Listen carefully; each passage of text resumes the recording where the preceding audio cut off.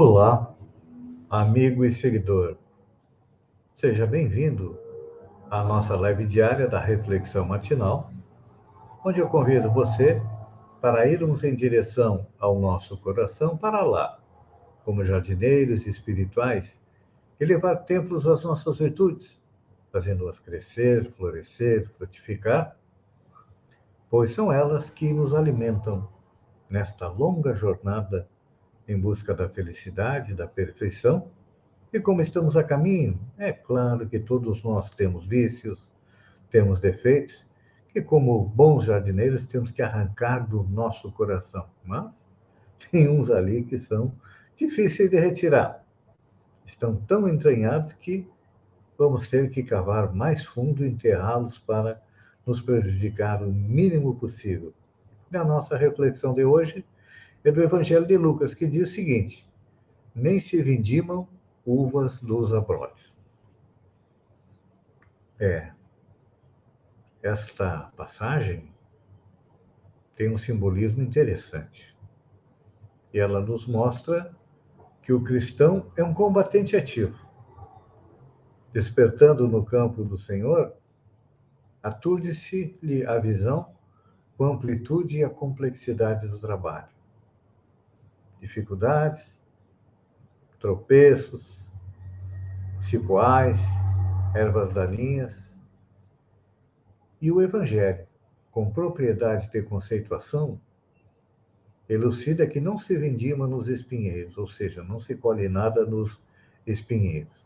Entretanto, a gente fica pensando, será que Jesus realmente foi ele que disse isso? Para que cruzemos os braços, já que a gente não pode colher uva de espinheiros? É importante a gente compreender que se o terreno permanece absorvido pelos abrolhos, ou seja, pelos espinheiros, todos nós recebemos ferramentas do Mestre dos Mestres. Um exemplo é Jesus.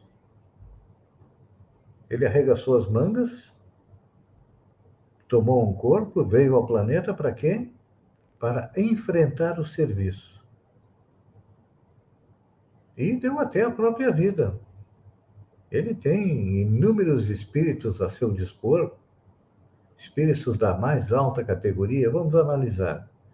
Aqueles que passaram pelo planeta. Um Buda, um Krishna, um Sócrates, um Confúcio, um Moisés, enfim. Mas ele mesmo veio nos dar o exemplo. E nós? O que estamos fazendo? Normalmente, a gente aponta os espinheiros e fica quase que como inerte. Só que estes espinheiros, a gente sempre pensa que os espinhos da nossa vida são os outros, não é? As dificuldades são culpa de quem? Normalmente a gente culpa as nossas dificuldades para o governo. A culpa é do governo. Os nossos tropeços, o culpado são os outros que colocaram uma casca de banana para a gente escorregar. Não é assim?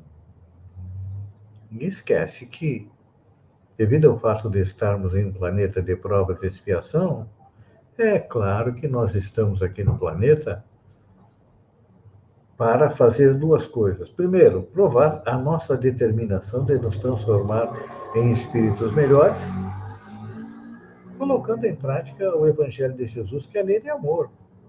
Não tem outra maneira, porque a gente sempre pensa que, como eu disse lá no início, que temos que ser um combatente ativo.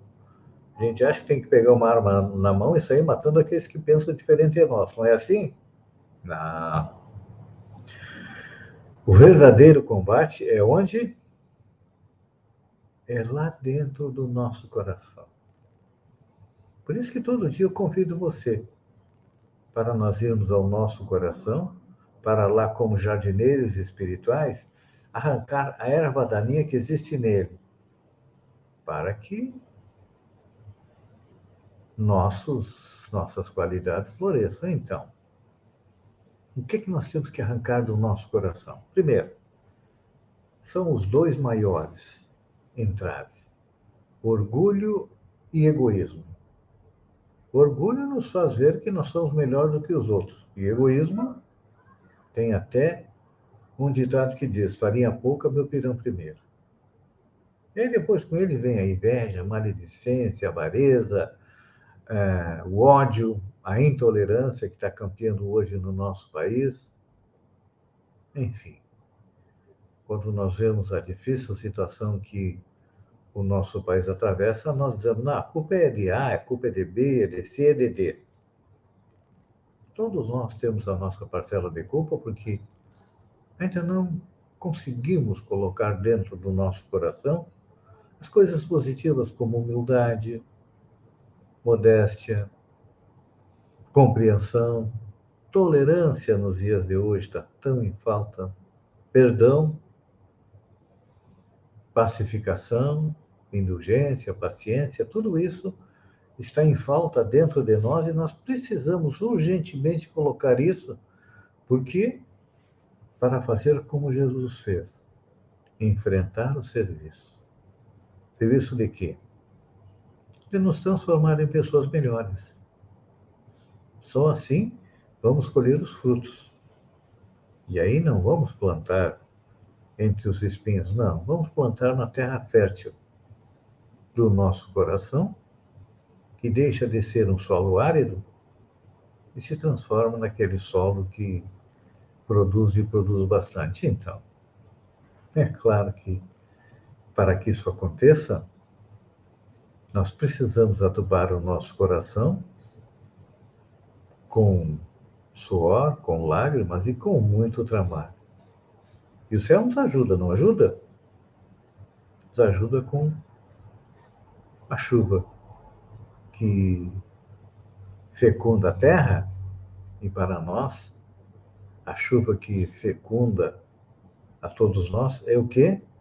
São as boas energias que são trazidas pelos espíritos que percebem a nossa vontade de evoluir, a nossa vontade de nos transformar em pessoas melhores, e eles vêm nos auxiliar. E se não fizermos isso, é claro que também teremos auxílio. De quem? Da espiritualidade negativa, que aí atiça a nossa parte negativa. O ódio, a raiva, a inveja, a intolerância. Então, o que você prefere? A chuva boa que vem dos bons espíritos, que nos auxilia a irmos em busca da felicidade? Ou a lama que nos é trazida pelos maus espíritos, que nos faz afundar e sofrer cada vez mais?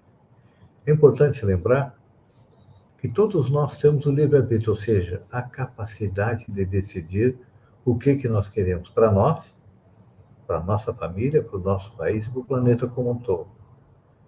Jesus veio e nos mostrou o caminho. E agora, cabe a cada um de nós também seguir nesta longa estrada da vida, como diz aquela música. Pense nisso. Enquanto eu agradeço a você por ter estado comigo durante esses minutos, fiquem com Deus e até amanhã, no amanhecer, com mais uma reflexão matinal. Um beijo no coração e até lá, então.